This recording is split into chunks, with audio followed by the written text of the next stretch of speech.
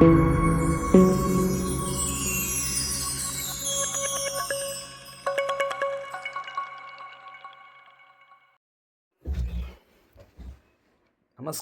मी मयुरेश माडिये. आज तुमच्यासमोर एक महत्त्वाचा विषय घेऊन आलो आहे आणि तरुण मंडळींनी खास हा विषय हा पूर्ण व्हिडिओ बघावा, म्हणजे तो तुम्हाला उपयोगी पडेल. आणि तो विषय जो आहे तो म्हणजे तरुणांची घर खरेदी. बरोबर आहे. तरुणांची मी का बोललो आहे याचं कारण तुम्हाला या व्हिडिओमध्ये कळेल. मुळात असं होतं की तरुण जेव्हा नवीन नवीन कामाला लागतात आणि कामाला लागल्यानंतर त्यांचा फर्स्ट जो ओढा असतो किंवा जो फर्स्ट प्रिफरन्स असतो, त्यांचं असं म्हणणं असतं की पहिलं मी घर घेऊया. कारण त्यांचं चुकीचं नसतं, कारण म्हणजे भरपूर मेहनत करून ते जॉब मिळवतात. जॉब मिळाल्यानंतर मग त्यांचं असं म्हणणं होतं थोडं अपडेट होऊया, चांगल्या ठिकाणी राहायला जाऊया.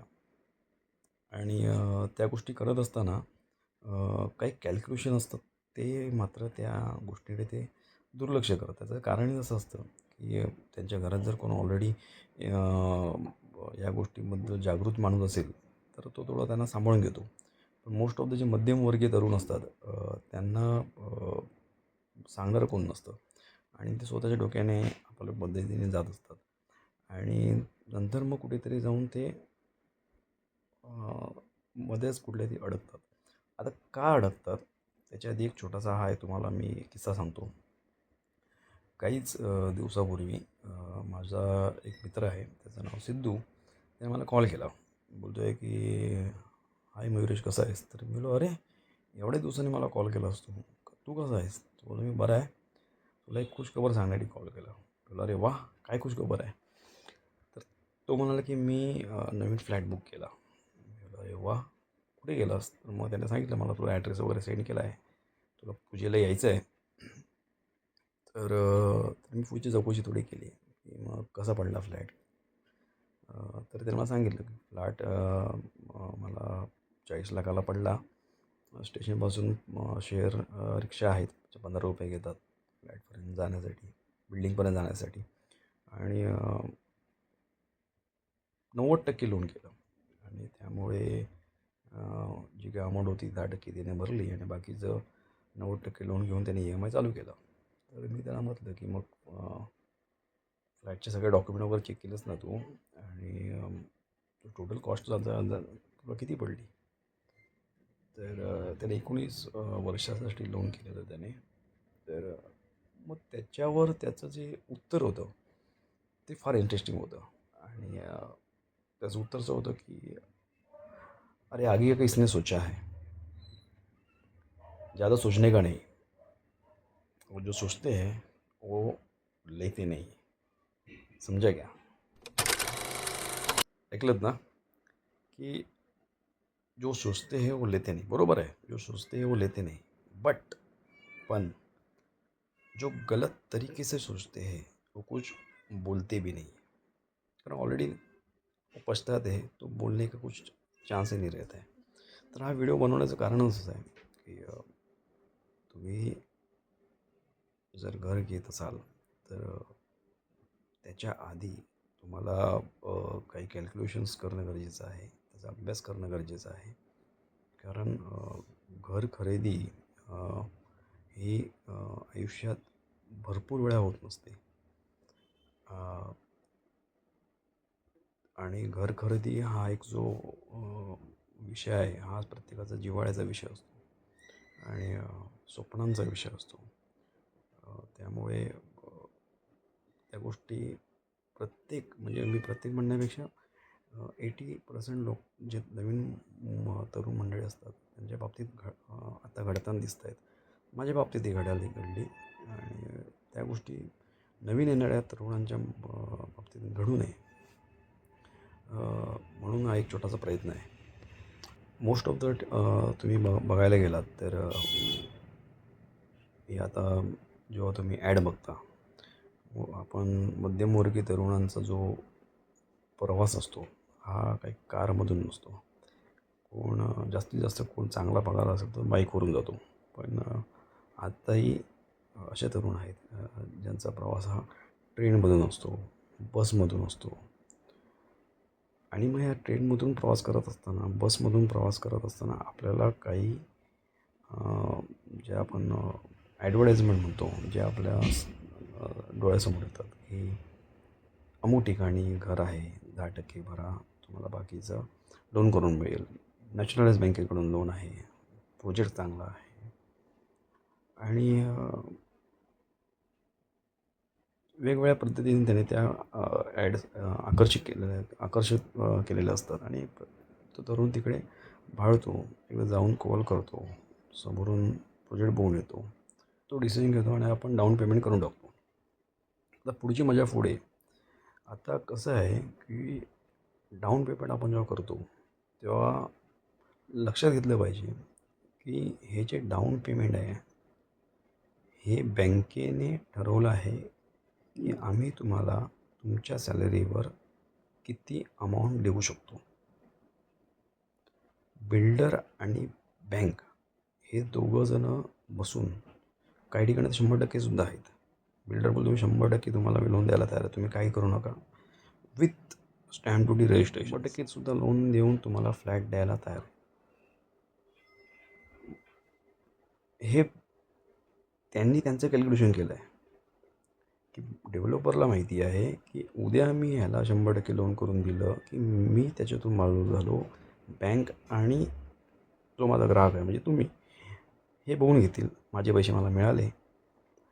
नंतर त्याच्यानंतर ज्या गोष्टी, ज्या प्रॉब्लेम्स असतात, त्या प्रॉब्लेम्सच्या वेळी डेव्हलपरसुद्धा जो असतो तोसुद्धा बहुतेक वेळा हात वर करताना बघितला आहे आणि बँकसुद्धा स्ट्रिक्ट राहताना बघितले. आणि त्यातल्या त्या मध्ये जो रेंगाळला जातो, मध्ये जो कसला जातो, तो आपल्यासारखा सामान्य माणूस असतो. मग याच्यासाठी काय करायचं आहे, तर बेसिक मुद्दा जो आहे, जे नवीन मुलं जॉबला चालू होतात, हा मुद्दा फार महत्त्वाचा आहे. आणि म्हणून तुम्हाला सांगतो की हा जो व्हिडिओ आहे ना, हा व्हिडिओ स्टार्टिंगपासून एंडपर्यंत स्किप न करता बघा. कारण तुमचं एखादं स्किप हे तुमच्या चुकीच्या स्टार्टचं कारण असू शकतं. अरे लाईन मस्त होती. जेव्हा तुम्ही ह्या डिसिजनवर येता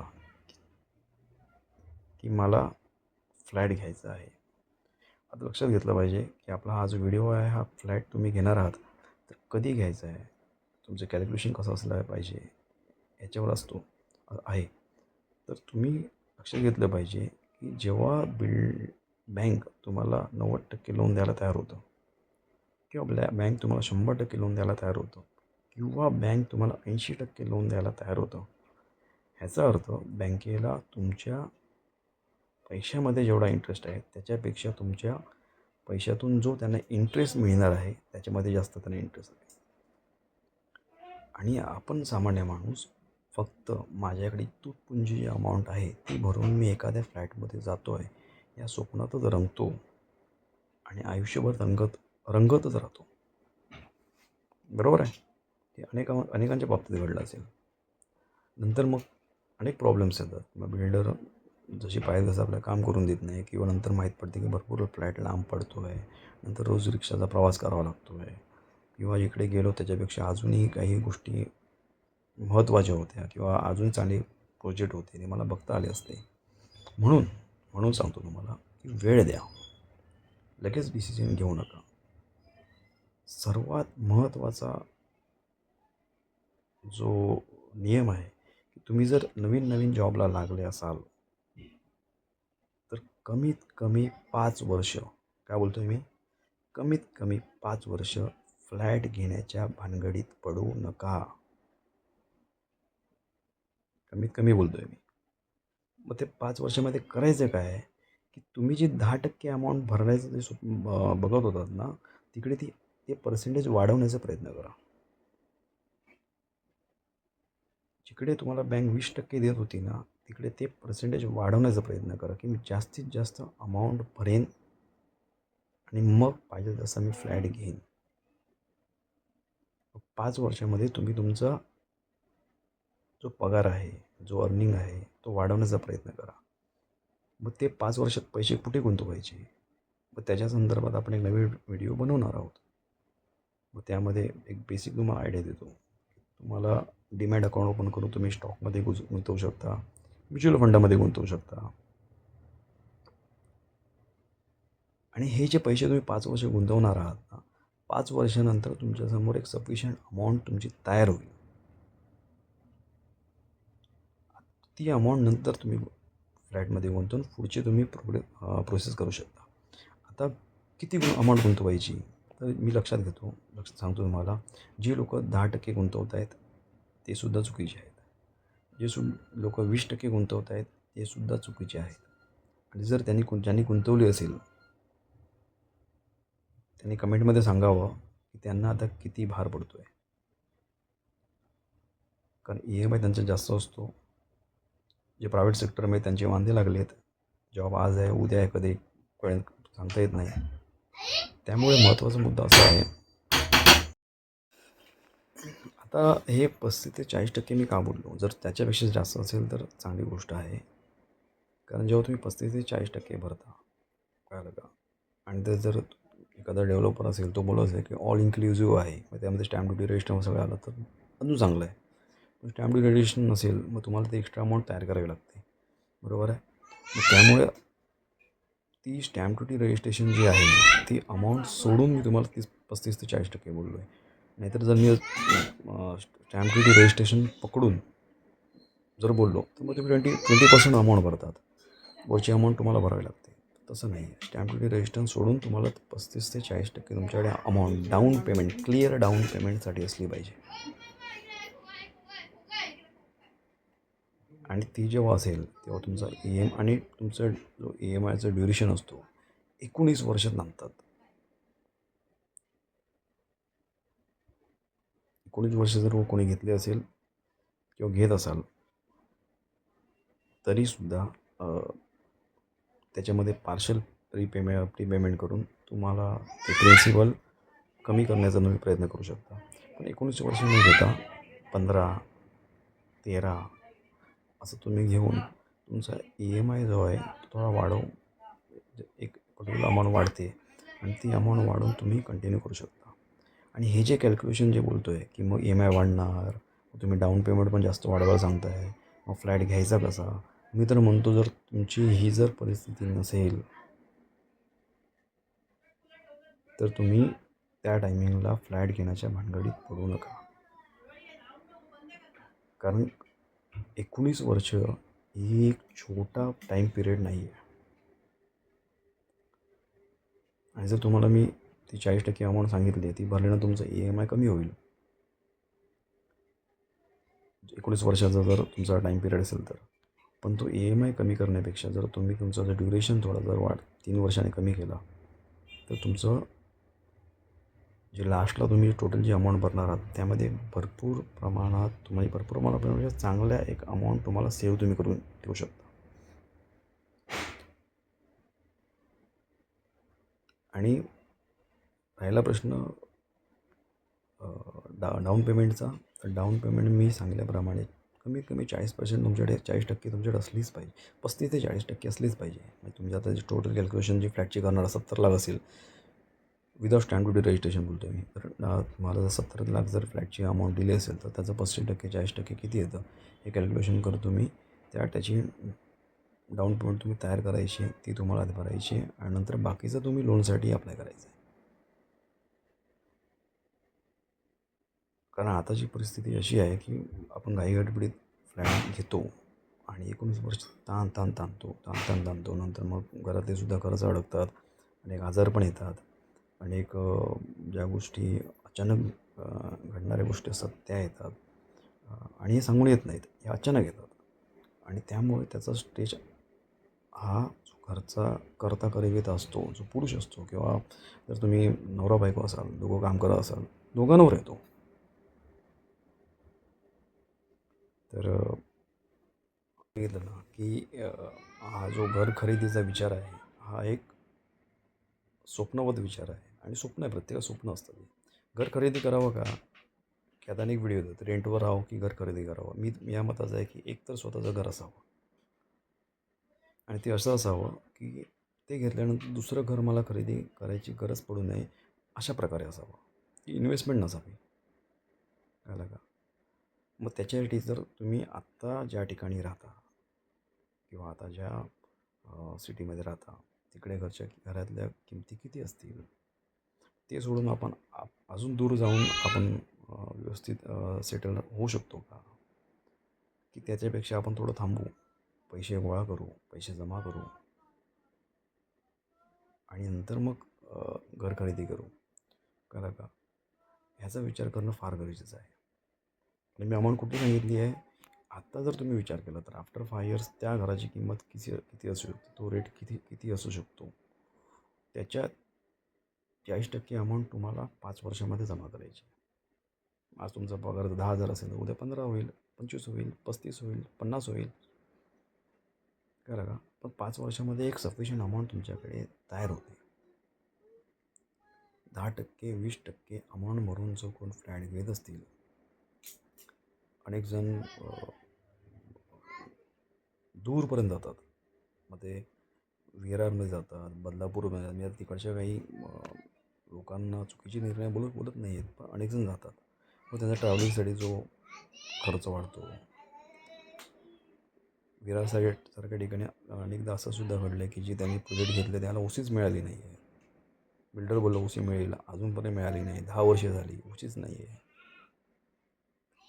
नॅशनल बँकेने लोन करून दिलं, त्या बिल्डिंगलाच ओसी नाही आहे. आता बँकसुद्धा हात वर करते, बिल्डर लक्ष देत नाही, लोक कंटाळतात, फ्लॅट विकता येत नाहीत. आणि नंतर मग हे जे गोष्टी असतात ना, या गोष्टी मानसिकता त्याची बिघडते. तेव्हा वाटतं की थोडं थांबलं पाहिजे होतं, हा निर्णय तर चुकला आहे. त्याच्यापेक्षा आत्ताच थोडं थांबा. मी तर म्हणतो 5 वर्ष बोललो आहे. तुम्हाला वाटत असेल अजून थोडं थांबतोय, अजून थांबा. पण घर एकदाच घ्या. असं नाही की एकदाच घेतलं पाहिजे, तुम्ही 10 घ्या घरं. पण जे पहिलं घर असतं ना, ते विचारपूर्वक घ्या. कारण जे तुम्ही निर्णय घेणार आहात त्या निर्णयामध्ये तुमचं भविष्य अडकलं आहे. तुमचे आईवडील असतील, तुमची बायको असेल, तुमची मुलं असतील, या सर्वांचं भविष्य त्या तुमच्या निर्णयावर अडकलं आहे. त्यामुळे घाई करू नका. कुठेही चुकीचा निर्णय जर तुम्ही घेतला तर अडकाल. नाही निर्णय घेतला तर फ्लॅट कुठेही जात नाही. तो गेला त्याच्यापेक्षा चांगला फ्लॅट येईल. पण सांगितल्याप्रमाणे पहिले 5 वर्ष तुम्हाला तुमच्या इन्व्हेस्टमेंटवरच लक्ष दिलं पाहिजे. एक चांगली अमाऊंट जमा करा. पैशाला बघायचं शिका. आपण पैशाला बघतच नाही. आला की लगेच खर्च केला, आला की लगेच खर्च केला. मराठी माणसामध्ये हा एक प्रॉब्लेम आहे, इन्व्हेस्टमेंट हा प्रकारच कमी आहे.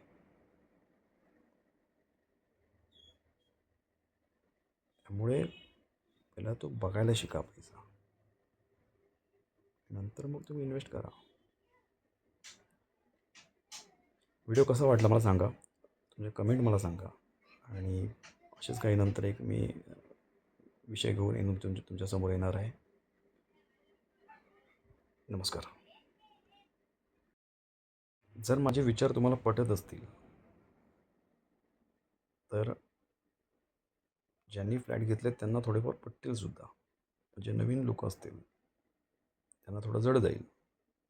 पण जर पटत असतील आणि असेच व्हिडिओ जर तुम्हाला पुढे बघायला आवडतील तर माझ्या ह्या प्रॉपर्टी दादाच्या चॅनलला सबस्क्राईब करा, लाईक करा. तुमच्या कमेंट ज्या असतील त्या कमेंट प्लीज तुम्ही मेसेज टेक्स्ट करू शकता. त्याची उत्तरं देण्याचा मी प्रयत्न करीन आणि असेच नवीन व्हिडिओ तुमच्यासमोर आणण्याचा मी प्रयत्न करीन. नमस्कार.